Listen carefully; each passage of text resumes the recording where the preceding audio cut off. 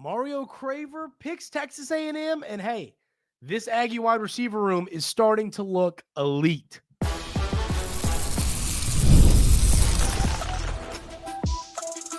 You are Locked On Aggies, your daily podcast on the Texas A&M Aggies, part of the Locked On Podcast Network, your team every day. Welcome on into Locked On Aggies. I'm your host, Andrew Stefaniak. Thanks for making Locked On Aggies your first listen every single day. Today's episode is brought to you by our friends over at FanDuel. You can start the season with big return on FanDuel. New customers can place a $5 bet, and you'll get started with $150 in bonus bets if you win your first $5 bet. Visit FanDuel.com to get started. On the show today, ladies and gentlemen, we're talking a little bit about what this offense is going to look like now that you're starting to build a genuine elite wide receiver room. We're going to talk about some of the portal losses that maybe we don't love and how that has led to some positions the Aggies need to hammer in the portal.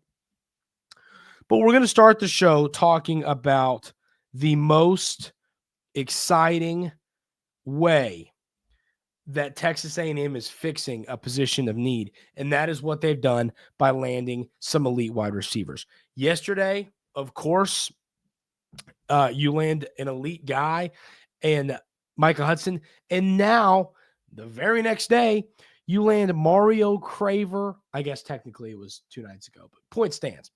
Now you land Mario Craver, a freshman wide receiver where the upside is through the roof. He was a freshman last year at Mario State. At Mississippi State, 17 catches, 368 yards, 3 touchdowns as a freshman, 21.6 yards per reception. He is a guy that has an absolute ton of upside. I mean, it's hard to look now at this Texas A&M wide receiver room and not be fired up. So Mario Craver, as a high school recruit, was ranked as the 42nd wide receiver in the class. Let's check his full recruiting profile. He was the 309th best player in the class, according to the composite rankings. And he... here's the scouting report on Mario Craver. Possesses a narrow frame, but appears to be able to add 10, 15 pounds at the next level, which he, of course, did. They had him at 150. He was listed at 170 on the Mississippi State roster. Flashes excellent athleticism out of the slot at the receiver position. Efficient mover that possesses outstanding route tempo off the line of scrimmage and in and out breaks. Shows the ability to separate with excellent short area quickness, suddenness, and short area change of direction of ability. Can create mismatches out of the slot with not only his quickness, but speed. He possesses natural ability to change gears in and out of breaks. So basically, it's very simple. When you talk about a guy like Mario Craver, when you read the scouting report and when you watch the film, he is a player that is going to be absolutely dominant when it comes to running routes.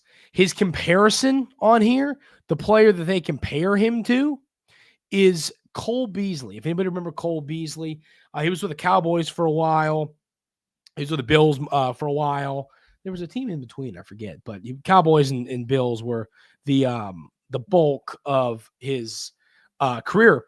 And if I'm wrong about that, tell me. I had him. Hey, he helped me in fantasy for a while, but he's just a great route runner. And I remember Josh Allen was super reliant on Cole Beasley in the red zone. And I think, on third down. Obviously, Cole Beasley got some stuff done in the red zone as well, but on third down, Cole Beasley was always open. He would find a route, he would get to the sticks, and he would get a first down. Mario Craver's route running is very, very, similar to this. That type of player he is. Now, he can have explosive plays. Obviously, I think he's a guy that can play a slot. If you put him outside, that's fine with me. I really don't. I'm a big believer in, obviously there are receivers that play slot, receivers that play outside, but the best receivers can play everywhere. And I believe Craver can play everywhere. It's not like he's 5'10". He's not a massive guy, but he's not the smallest guy in the world. We've seen smaller receivers. But yes, I think that in this offense, knowing that you're going to have Hudson and Noah Thomas, yeah, I kind of see Craver being the guy that plays in the slot. That kind of makes sense for this offense. But the point here, and this is the number one point to me, and it was funny because we talked about it yesterday, but then it's kind of like it's even better now. So yesterday we talked about how Texas A&M was building an elite young core of receivers. Man, you got Micah Hudson, you got Terry Bussey, you've got Jerome Miles coming in. This young wide receiver core is elite. It's going to be really good. And now you add in Mario Craver. My goodness. And it's funny because, nothing brings me more joy. Absolutely nothing brings me more joy than in the transfer portal when a team needs something desperately. They need something desperately, and they go and get it. And that's what Texas A&M to this point has done at the wide receiver position. As we sit right now, you have 5 current commits in your transfer portal class. You have you got Julian Humphrey, you've got Micah Riley, you got Micah Hudson, we got a lot of Micahs, you got Jacob Zeno, and then, of course, you also have the new guy that is Mario Craver. And so that tells you a lot. You got 5 current commits. You've got a tight end, 2 receivers, a corner, and a quarterback. So that tells me very quickly Texas A&M knew what they needed in the transfer portal. And nothing brings me more joy than, hey, you need wide receivers. And look, they went and got wide receivers. Nothing makes me happier than seeing that because it's what this team needed. This coaching staff knows how to address issues in the portal, and that's what the portal should be. You don't want to be this team like Ole Miss. Ole Miss was, and I've harped on Ole Miss here on Locked On Aggies. I've hosted this show for darn near 2 years, and I've harped on Ole Miss for darn near 2 years. And that is, you can't rebuild a team in the portal every year. It doesn't work. You'll hit here and there. Ole Miss should have been in the playoff, and they weren't. And that's, there's a lot of reasons there, but part of it is because of the way they build their rosters. But Texas A&M is now using the portal the way it needs to be used. Last year, you had to hammer the portal because you lost a lot of players because of the coaching change, which is normal. It's part of a coaching change. The goal was for this year, you want to recruit, you want to develop, and you want to fill holes with the portal. You want to get better with the portal, not build a team with the portal. And I think that's what Texas A&M is going to do this year. Now, you can add depth, but what I'm saying is you don't want to, of your 22 guys on the field, offense and defense, you don't want 13, 14, 15 of them to come in from the portal. So that's kind of the thought there. The thought there when it comes to how this team wants to use the portal. But, Mario Craver, this receiver room, and that's the exciting part. You went and got players. This could be your wide receiver room for the next 3-4 years with Bussey and Miles. Craver, Hudson, Bussey are all going to be true sophomores. Then you add in the freshman Jerome Miles. Your wide receiver room is going to be elite for a long time. And I promise you a couple of those guys are going to be a hit. Plus, you still have, Noah Thomas this year to be the wily old veteran and help him out. And that's exciting to see. So, this Texas A&M wide receiver room is in a very, very good place now that you've gotten some massive additions in the portal, which is exactly what you were looking for. So, Craver, a player was a freshman at an SEC school. He played in the SEC. Once again, he wasn't playing somewhere random. He was playing in the SEC. And in the SEC, he was able to have success. He has scored a touchdown against us. He's proven success in this conference as a true freshman. And that is exciting. So I am fired up to see what the future looks like for Mario Craver. But more exciting than Mario Craver to me is just the way the staff is nailing the portal to this point. They're getting what they need, and that is incredibly, incredibly exciting. You got to be fired up for the future of this wide receiver room and this program based on what Coach Elko and his staff are doing so far in the portal. We're going to talk about the players that you've lost in the portal. I'm going to tell you about some players that, I hate losing, but we're going to talk about some positives of losing players in the portal, and we'll do that coming up right here on Locked On Aggies.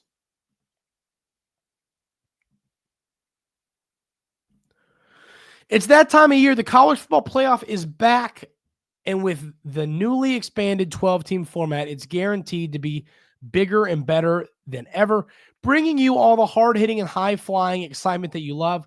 TNT Sports coverage of the college football playoff begins on December 21st, starting with the college football playoff kickoff show presented at AT&T at 11 a.m. Eastern, leading into our first matchup, the SMU Mustangs battling the Penn State Nittany Lions at noon. Then the Clemson Tigers look to upset the Texas Longhorns, which once again, all of us here will be rooting for, in a showdown at 4 p.m. Eastern.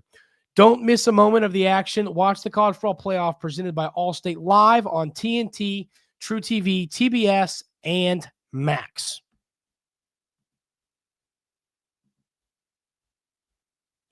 So to this point, the number I have here, Texas A&M has lost, does it tell you, 20 transfers to this point? Now, this could change between now and the next 5 minutes. That's just how it goes. Excuse me. But I got a cold that won't go away, ladies and gentlemen, so I apologize for that. But you got 20 players currently in the portal. Of those players in the portal, like, let's run through names, and I'll tell you, Donovan Saunders, it doesn't bother me a ton. Anai White, don't love it. You never, I think we've kind of seen what we've seen out of him. Jacob Bostic, not too worried about it. Kevin Longstreet, not worried about it. Malik Sia. This one I don't like because I just believe the upside was there. Never really panned out for Sia, but I do believe in the upside of him. Martrell Harris, not too terribly worried. Micah Tease, that's an interesting one because Micah Tease, we talked about it this offseason. We thought that Micah Tease was going to be a legit dude for the Aggies this year. I thought he was going to be a great player for us. Thought he was going to have a good season.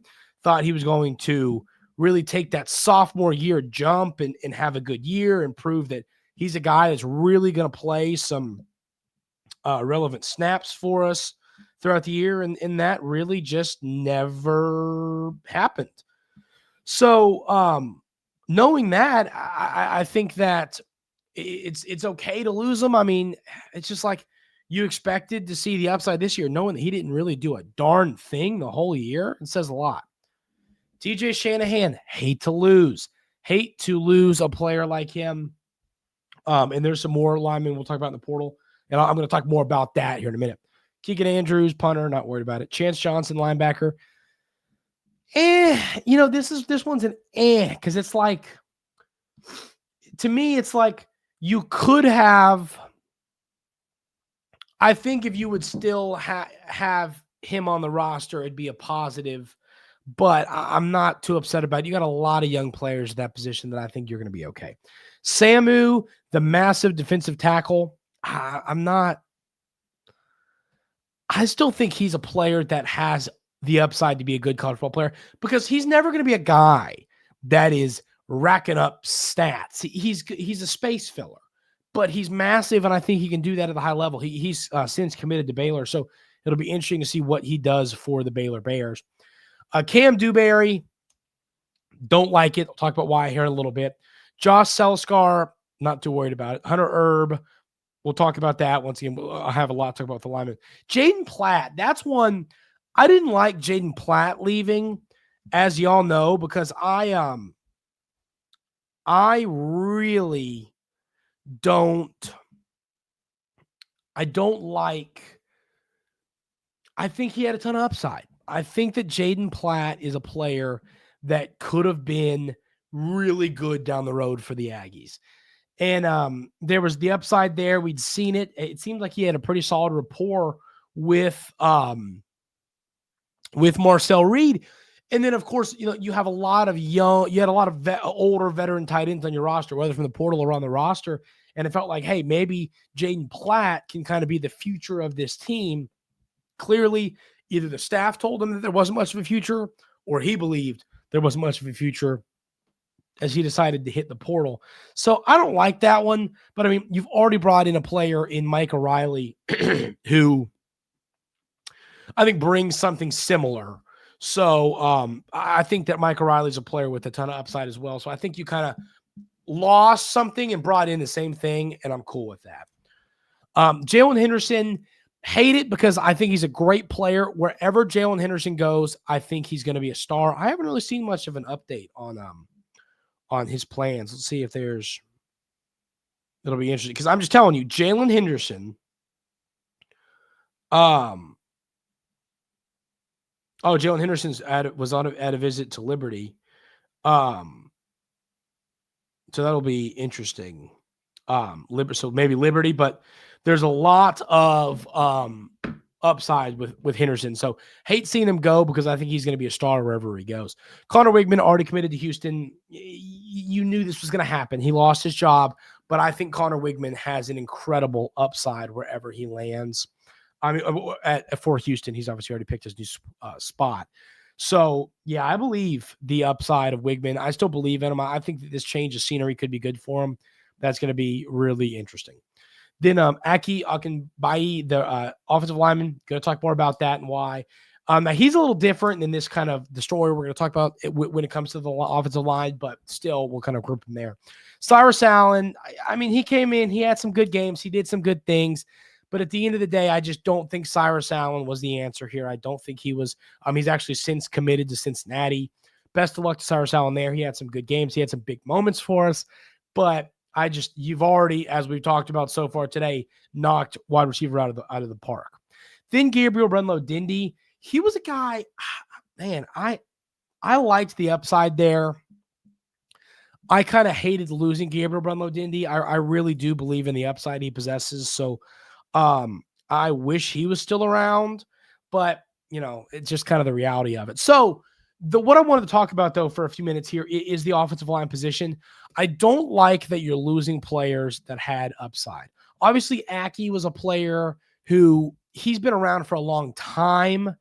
And when you start your career playing a lot and don't play a lot, I feel like you're kind of, okay, well, that's really it there. So I'm not as much worried about him, but Hunter Erb and Cam Dewberry and TJ Shanahan are all players that, were legit players for this team and maybe could have worked into a role this year. Now, one thing you have to trust is maybe the coaching staff just told them it's not going to work out. Obviously, we aren't in those meetings. We don't know what's said there.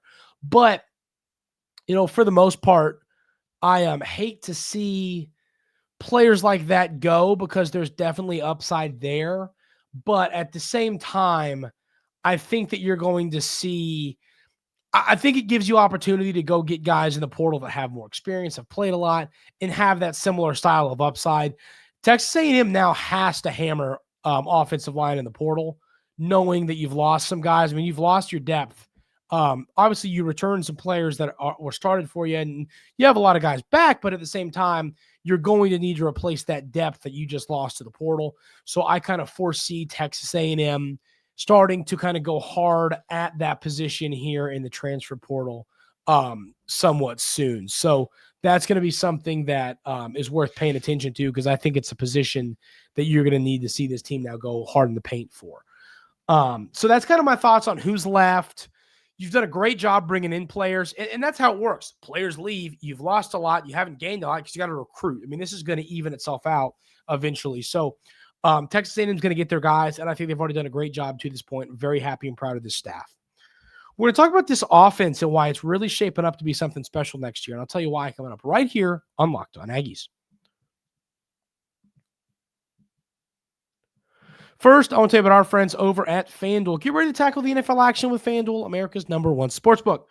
Because right now, new customers can bet $5, get $150 in bonus bets if you win. The FanDuel Sportsbook app gives you everything you need to place live bets on the NFL all in one place. So when you get a hunch in the middle of the game, you can check out the latest stats, view live play-by-play, and so much more on the same page where you place your bets. Just visit FanDuel.com to join today. You'll get started with $150 in bonus bets if you win your first $5 bet. That's FanDuel.com. Never waste a hunch and make every moment more with FanDuel, an official sportsbook partner of the NFL. Also want to tell you about our friends over at Prize Picks. Prize Picks is the best place to get real money sports action with over 10 million members and billions of dollars in awarded winnings. Prize Picks has made daily fantasy sports accessible to all. You pick more or less on at least 2 players for a shot to win 1,000 times your cash. Run your game all season long on Prize Picks, America's #1 daily sports app. Make your holidays bigger and brighter with Prize Picks, the best place to get real money action while watching your favorite sports. You win 1,000x your money, and it is a ton of fun. Join now because this holiday season, Prize Picks is giving away 2 free picks in December, and they're giving away $30+ million in rewards during Pickmas. Download the app today and use code LOCKEDONCollege to get $50 instantly after you play your first $5 lineup. Once again, that's Locked On College when you download the app to get $50 instantly after you run your first lineup. Prize Picks, run your game.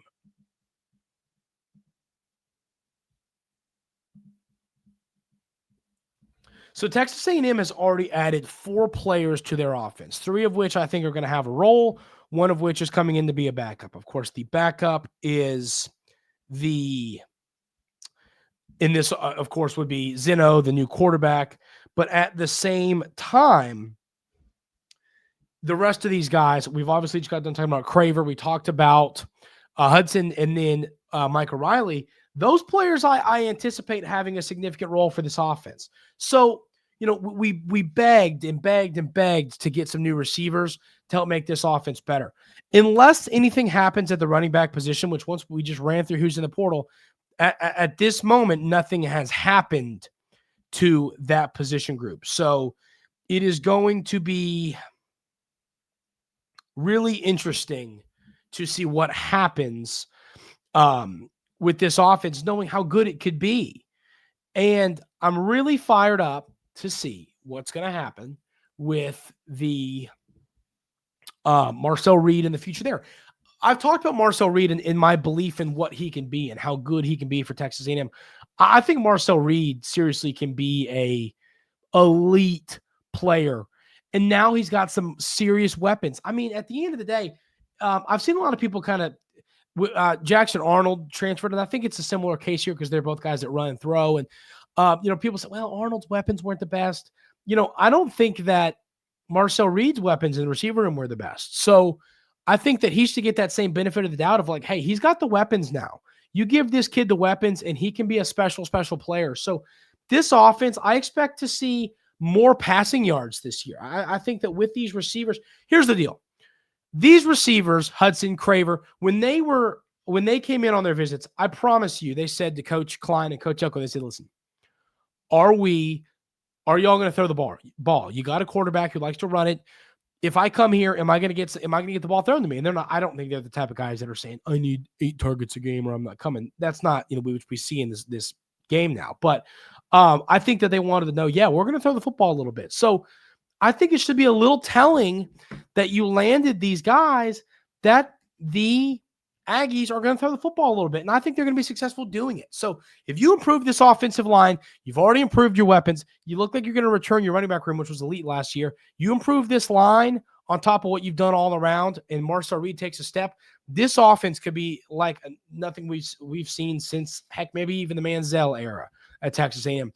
This offense could be really, really special. So I'm fired up.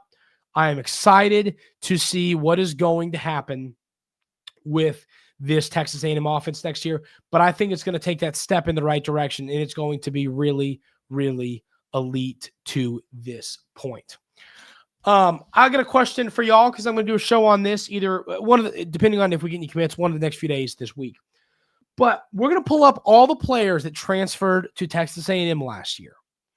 And based on the role that they were expected to have, I'm going to give them a grade, say, were they a hit, were they a miss? So I want y'all to leave in the comments, what do you think Coach Elko's hit rate was on transfer portal players last season? And then I'm going to kind of do that one day this week, and it's going to be a really fun show. So leave in the YouTube comments y'all's thoughts on that, and that will be a show we do later in the week, if not tomorrow. That's going to do it for today's episode of Locked On Aggies. Thank you all so much for being here every single day. I really, really appreciate you. If you haven't already, hit that subscribe button on YouTube, hit the like button on YouTube. Helps me out a ton. If you're listening on a podcast platform, leave a 5-star review. Leave a subscription. You can do all those things over these different platforms, and they really help the show out a lot. So thanks. Really appreciate y'all everydayers and supporters. It really means the world to me. Hope everyone has a great rest of their day today, and we will see y'all tomorrow right here on Locked On Aggies.